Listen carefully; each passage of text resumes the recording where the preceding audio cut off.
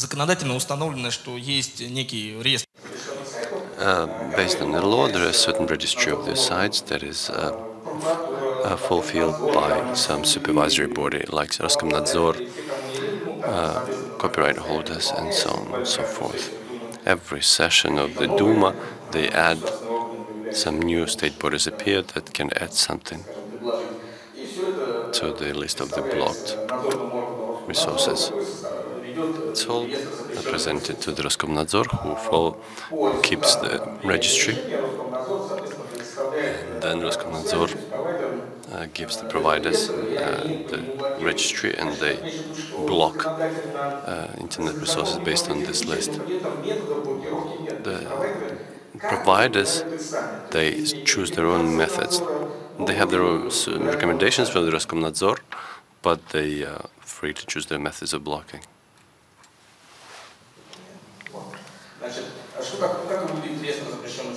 How does this registry work? The set of functions that providers need to fulfill. Consequently, they block your URL or domain or mask. Some IPs here that present. If it's an encrypted protocol, there could be options here. Either provider uses the TLS or blocking or IP, or filters the DNS. DNS filtration is not done the way Alexander told us. Here we intercept the whole DNS and replace it with the needed reply. And there could be block IP and full IP filtration, which is not very widespread.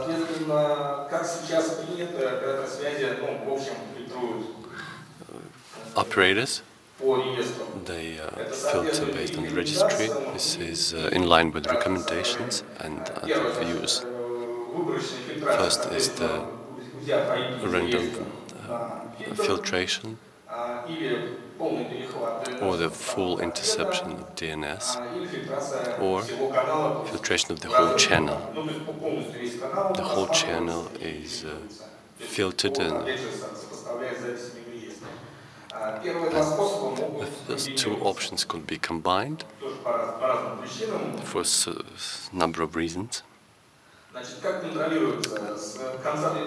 Since the end of 2016, the state has been providing a special tool, a small box, reminding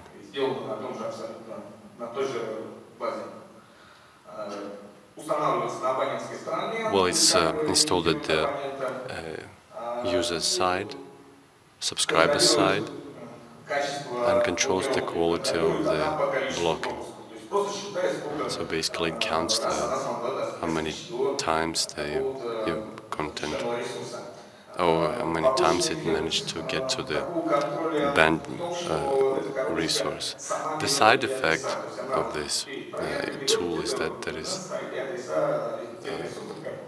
it uses the IP addresses of the resources that are in the registry that can overlap or not with those in the registry. DNS doesn't have to give the IP addresses to everyone. A second side effect is that the operator is responsible for non-limitation of access, non-limiting of access, and any person that has access to these domains can manage the IP addresses that can be either blocked or the possible degradation of the.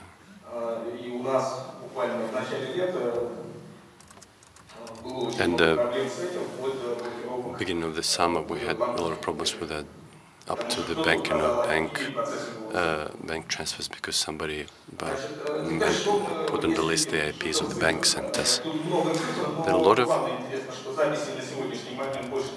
We have up to 90,000 of records. They change every day.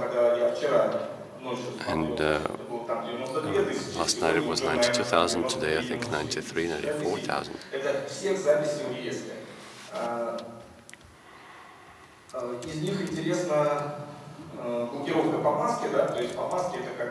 It's interesting the blocking of the.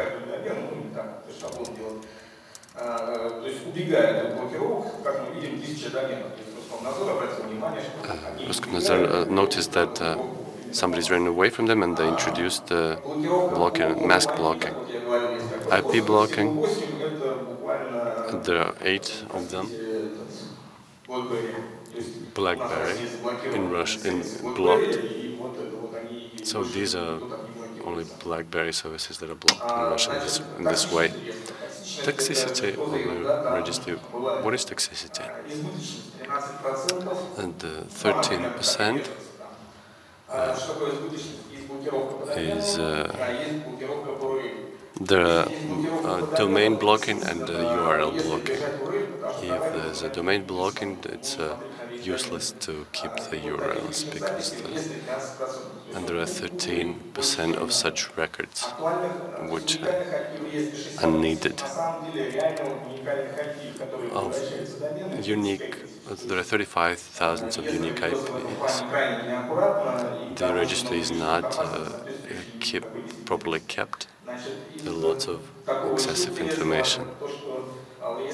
The registry has URLs that don't fall into any standards. Somebody put in an URL that needs to be interpreted. There are 2 URLs that have been there for half a month, half a year. The relevance of the registry. 51% of the registry is not relevant. So more than half of the registry is nothing, basically did not correspond to anything.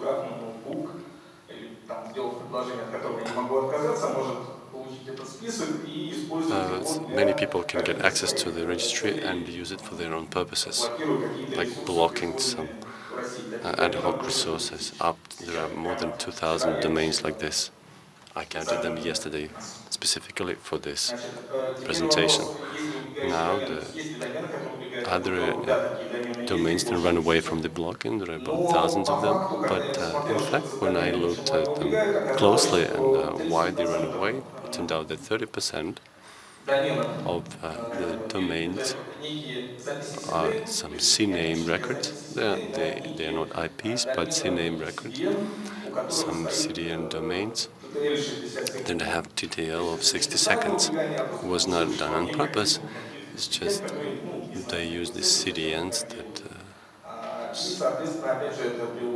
it leads to the problems of and on the end of the operators that have to chase those domains.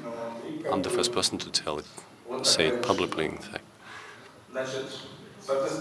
So what are the conclusions? The registry is non-relevant, is toxic. Because of this, the effectiveness of the blocking suffers. There are problems with the network degradation of connections. As I said, we had problems with the banks.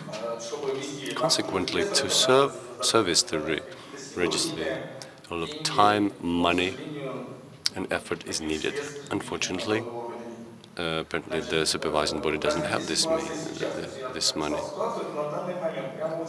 Currently,